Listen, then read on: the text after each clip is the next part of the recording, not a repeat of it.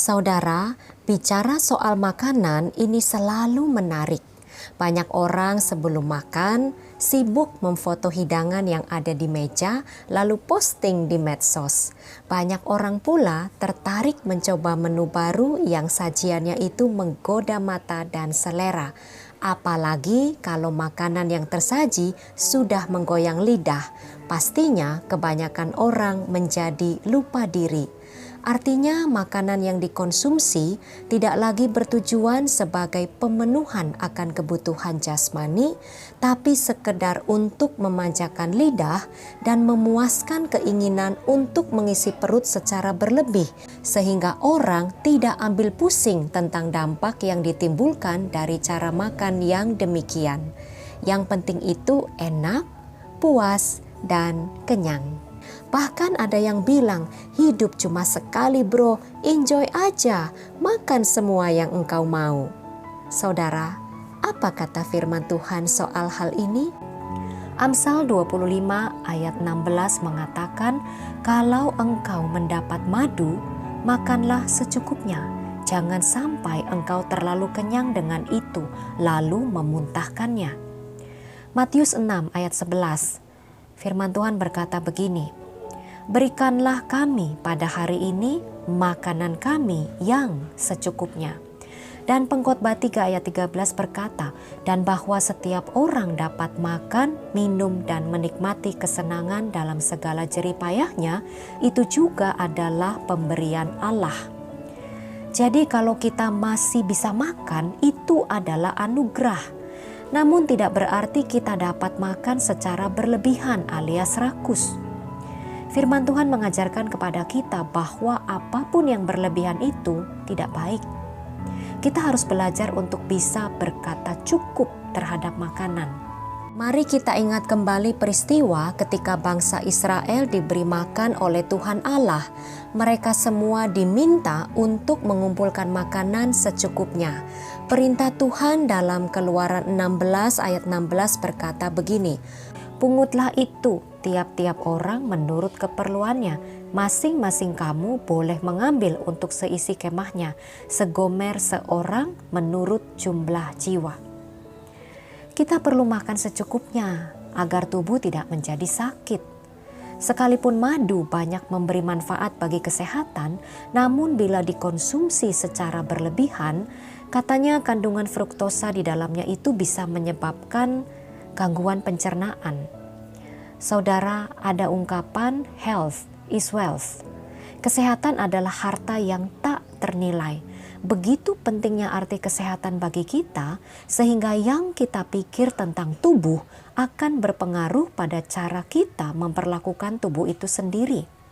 Kalau kita peduli dengan tubuh kita, maka kita akan merawat dan menjaganya dengan baik.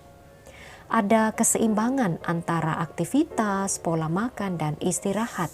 Sebaliknya, jika kita tidak peduli, kita akan makan sembarangan dalam jumlah yang banyak. Pada akhirnya tubuh yang akan menderita berbagai sakit penyakit. Firman Tuhan dalam 1 Korintus 6 ayat 19 sampai 20 berkata, atau tidak tahukah kamu bahwa tubuhmu adalah bait Roh Kudus yang diam di dalam kamu, Roh Kudus yang kamu peroleh dari Allah, dan bahwa kamu bukan milik kamu sendiri? Sebab kamu telah dibeli dan harganya telah lunas dibayar. Karena itu muliakanlah Allah dengan tubuhmu. Tubuh kita adalah bait Allah, dan Roh Allah diam di dalam hati kita. Ini artinya kita harus merawat, menjaga, dan menggunakan tubuh untuk memuliakan Tuhan. Makan itu bukan untuk memuaskan selera, tapi untuk merawat bait Roh Tuhan sehingga kita bisa memuliakan Allah dengan baik.